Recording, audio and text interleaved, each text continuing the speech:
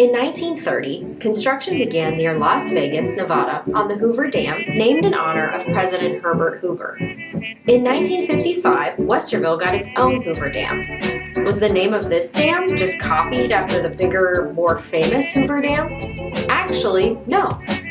Although located in Blendon Township and close to Westerville, Hoover Dam is operated and owned by the city of Columbus, serving as a major source of water for its residents.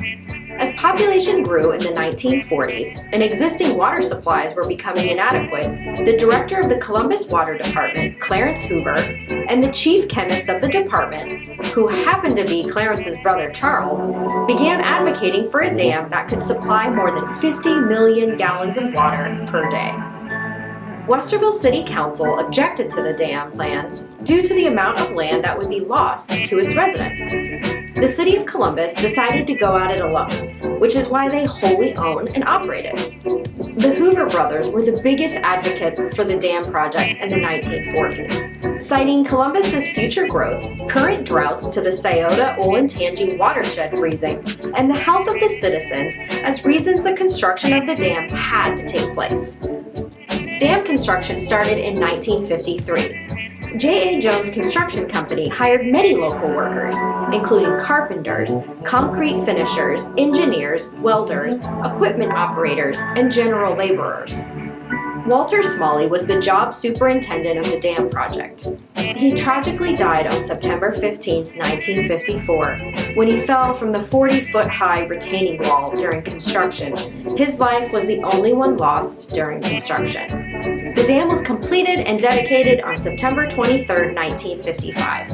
Unfortunately, Clarence died in 1949 and Charles died in 1950. Neither one of them lived to see their dream of a dam realized, but in their honor, the dam is named after them. As Westerville City Council feared, in order to make the dam a reality, land had to be purchased. This was done by mutual agreement with the landowner as well as by eminent domain. One interesting area of land that was purchased is now underwater. It was a subdivision called Wildwood Springs. The area was platted in 1926 by Clyde King in Lancaster, Ohio, and consisted of 443 lots on 33.17 acres. It is located on the west side of Big Walnut Creek, just south of County Line Road. According to records, it is uncertain how Wildwood Springs got its name. Some thought it was because it was full of brush or thicket with a deep ravine and a spring. However, some residents also call the area the Big Bottom or the Great Basin. Emma McCabe was a resident of Wildwood Springs. Emma reported that there were 2 to 3 dozen cottage-type homes, mostly used in the summertime. Only a handful of families lived there all winter. After the Great Depression, some owners or even their relatives began living in this place year-round. Every spring, when the river came up, many of the cottages were flooded. In 1950, a family suffered a great tragedy. Grace Barnhart and her 4 children, aged 4 to 11, were made homeless after a fire burned their house to the ground.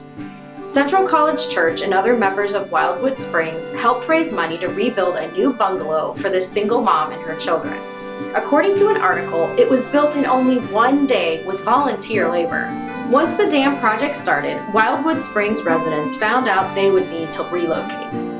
One of Wildwood's first residents, Celia James, reported that the city forced her to move out when construction of the dam and reservoir began. James had served as a representative of Wildwood Springs by helping the unincorporated village living under Blendon Township's laws get roads, electricity, and telephone lines. Landmarks of Wildwood Springs are no longer present.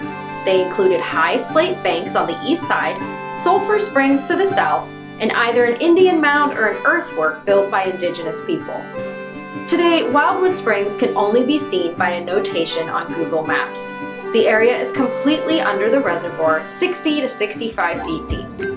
Thanks for joining us as we continue to explore our community's history. See you next time.